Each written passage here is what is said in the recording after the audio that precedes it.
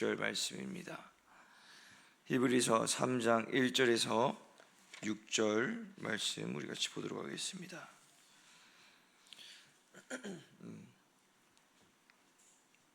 히브리서 3장 1절에서 6절 말씀 한 목소리로 합독하도록 하겠습니다. 같이 읽겠습니다. 시작. 그러므로 함께 하늘의 부르심을 받은 거룩한 형제들아, 우리가 믿는 도리의 사도이시며 대제사장이신 예수를 깊이 생각하라. 그는 자기를 세우신 이에게 신실하시기를 모세가 하나님의 온 집에서 한 것과 같이 하셨으니, 그는 모세보다 더욱 영광을 받을 만한 것이 마치 집 지은 자가 그 집보다 더욱 존귀함 같으니라. 집마다 지은 이가 있으니 만물을 지으신 이는 하나님이시라.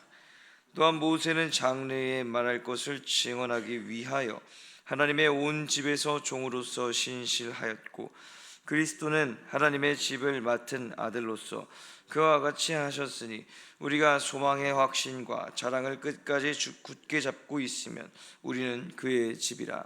아멘. 오늘 히브리서 3장 1절에서 6절 말씀을 통해서 예수님만 자랑하는 삶이 되게 하소서라는 제목으로 함께 말씀 나누도록 하겠습니다. 저에게 하루 중 가장 편한 때가 언제인지 묻는다면 저는 모든 일과를 마치고 잠자리에 누웠을 때를 말할 것입니다.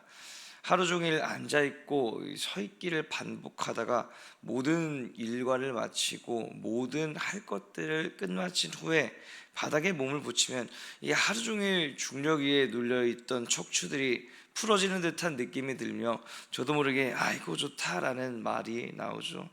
하루가 끝났다는 생각과 함께 이 긴장이 풀어지면서 편안함이 온 몸을 감싸게 됩니다.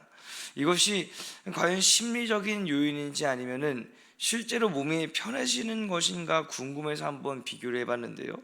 서 있을 때의 칼로리 소모량과 앉아 있을 때의 칼로리 소모량, 그리고 누워 있을 때의 칼로리 소모량을 한번 비교를 해봤습니다.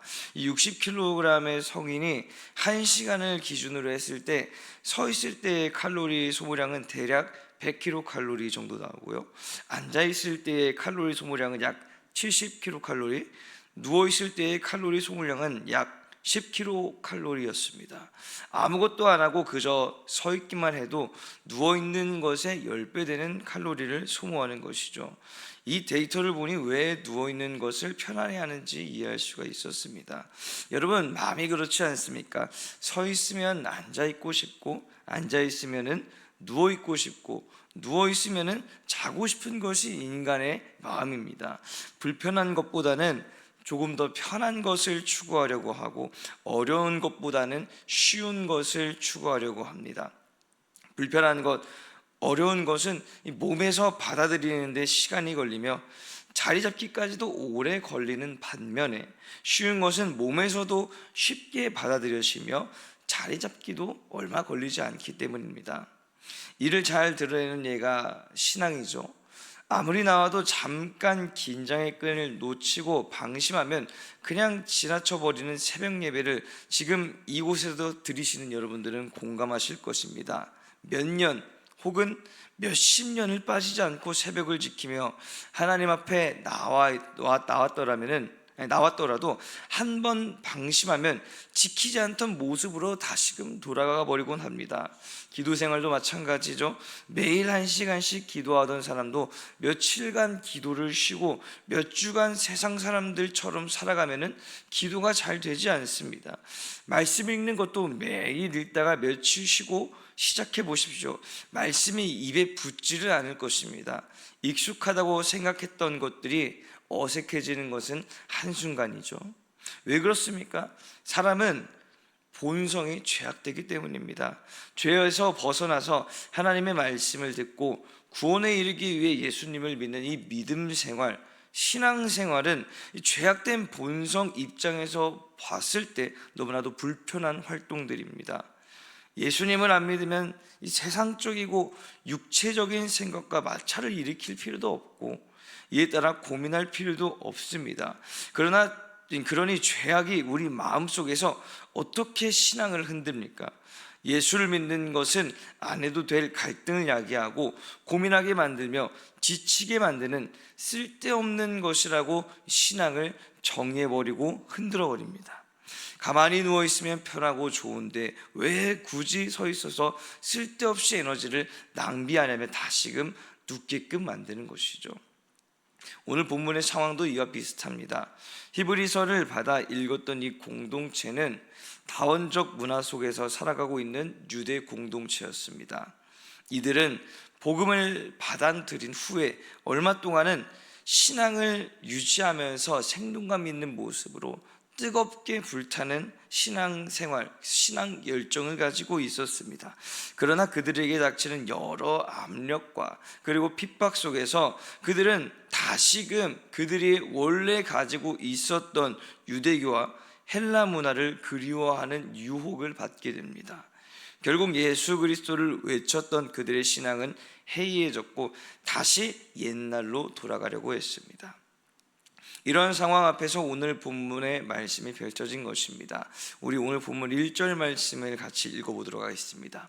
오늘 본문 1절 말씀입니다. 시작. 그러므로 함께 하늘의 부르심을 받은 거룩한 형제들아, 우리가 믿는 도리의 사도이시며 대제사장이신 예수를 깊이 생각하라. 아멘. 자, 1절을 통해서 먼저 이 공동체의 일원들을 향해서 그들이 누구인지를 정의해주고 있습니다. 이들을 보면은 함께 하늘의 부르심을 받은 거룩한 형제들이라고 말하고 있죠. 다시 말하면 지금 이들은 자신들에게 처해져 온 외적인 상황 때문에 옛날로 돌아가려고 하고 있지만 이들은 하나님께서 선택하시고 하나님께서 세우신 거룩한 백성임을 다시 한 번 더 자각하게끔 말하고 있는 것입니다. 그러면서 뒤이어서 기록된 사도이시며 대제사장이신 예수를 깊이 생각하라는 이 부분을 뒷받침해주고 있죠. 정말로 하나님의 부르심을 받고 하나님의 거룩함을 입은 자들이라면 예수를 깊이 생각해야 함을 정당화시키고 있는 것입니다. 그리스도인으로서 그리고 하나님의 부르심을 반응하는 자들로서 우리를 구원하신 예수 그리스도를 진정한 구원자로 받아들이는 것은 당연한 일입니다. 그러나 우리의 삶을 보면은 그렇지 않을 때가 많이 있죠. 여러분, 예배드리고 기도할 때는 예수님을 간절히 붙잡다가도 일상으로 돌아가서 바쁘게 살아가다 보면은 예수님을 놓칠 때가 덜어 있습니다. 이뿐만이 아니죠. 어떤 문제나 상황 속에서 해결해 나가려고 할 때 예수님과 다른 해결법을 놓고 갈등하다가 합리적인 방법을 택하기도 합니다. 분명히 우리는 삶 속에서는 예수님의 붙잡아야 할 것을 알고 있으면서도 예수님을 놓치는 경우가 존재합니다. 성경 속 믿음의 인물들도 마찬가지였습니다. 하나님을 붙잡고 하나님의 말씀에 순응해야 하는데 하나님의 부르심을 입고 은총을 입었다고 하지만 하나님의 뜻을 선택하지 못하는 때가 있었습니다. 출애굽기 20장을 보면 알 수 있습니다. 모세와 이스라엘 온 백성이 이 가데스에 머물 때 물이 없으므로 모세와 아론에게 가서 이스라엘 백성들이 불평을 토로했던 때가 있었습니다. 이런 나쁜 곳으로 인도해서 우리를 말라 죽게 만든다라는 등 악담을 퍼부었고 모세와 아론은 회막문에 이르러서 엎드려 하나님께 기도했습니다. 하나님께서 모세에게 말씀하시되 지팡이를 가지고 회중 앞에서 반석에게 명령해서 물을 내라고 말씀하셨죠. 모세가 하나님의 명령대로 지팡이를 잡고 반석에게 명령하는 듯 했으나 모세는 그러지 않았습니다. 이스라엘을 향해 화를 내며 반석을 지팡이로 쳤습니다.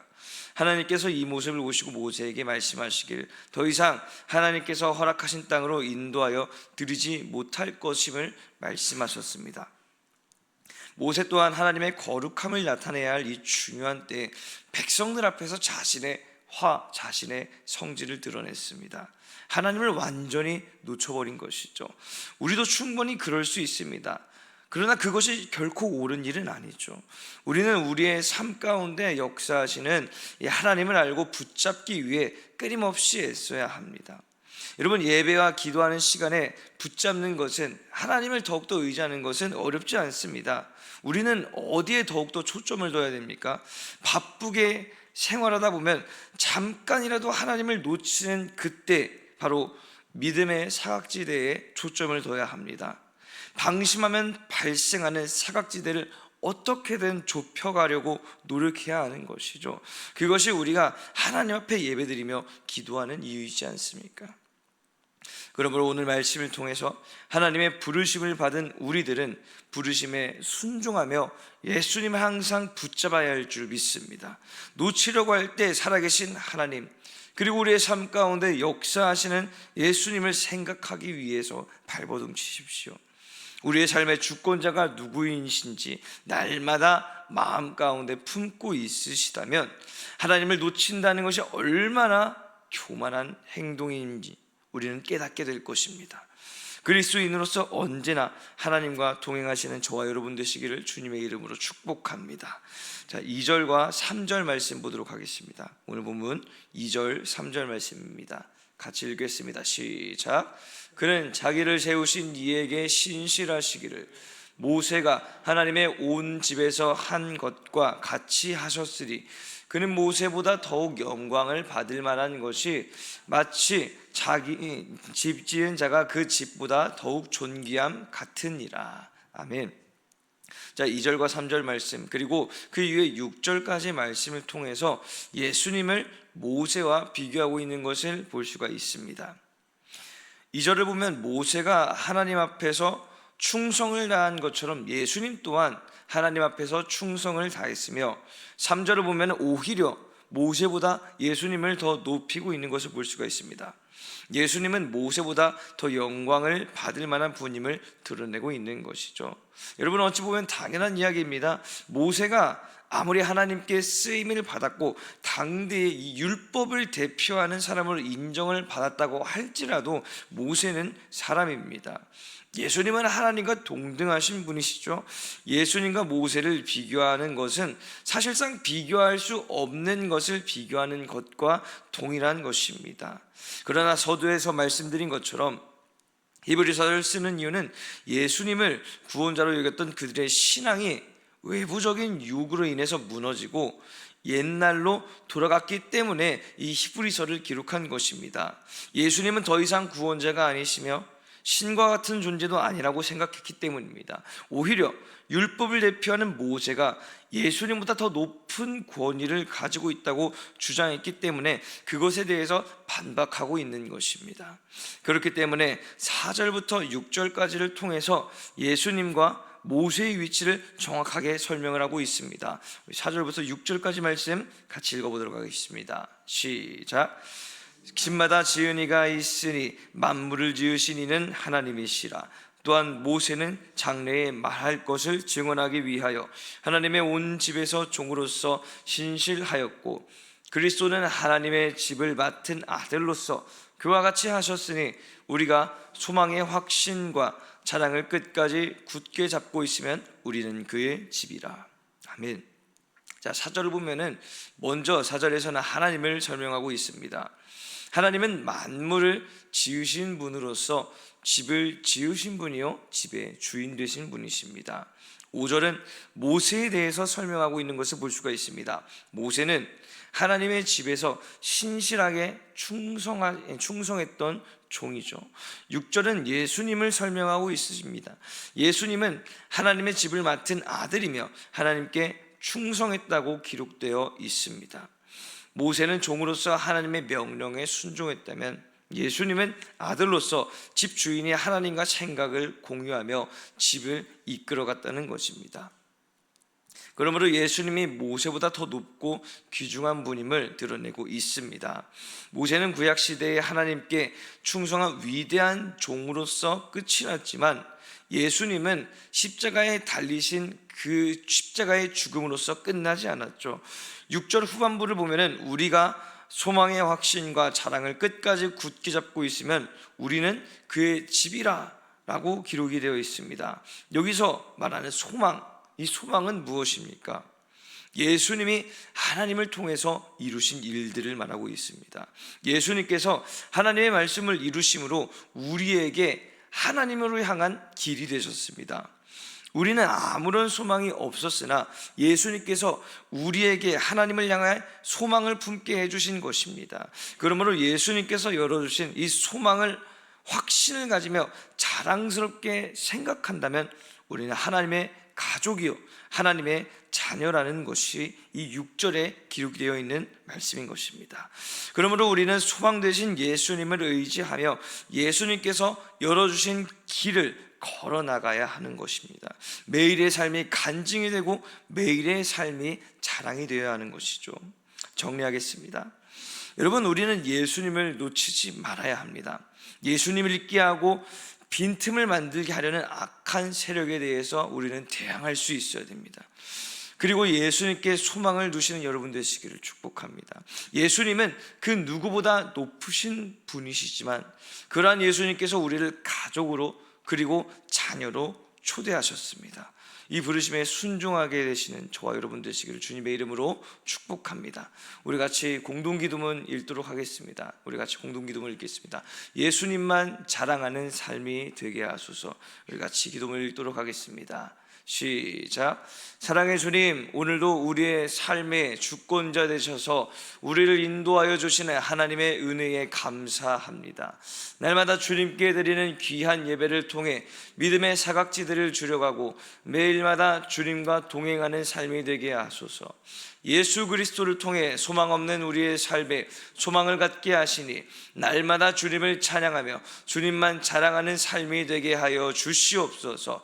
우리의 구원자 되신 예수님의 이름으로 기도드렸습니다. 아멘.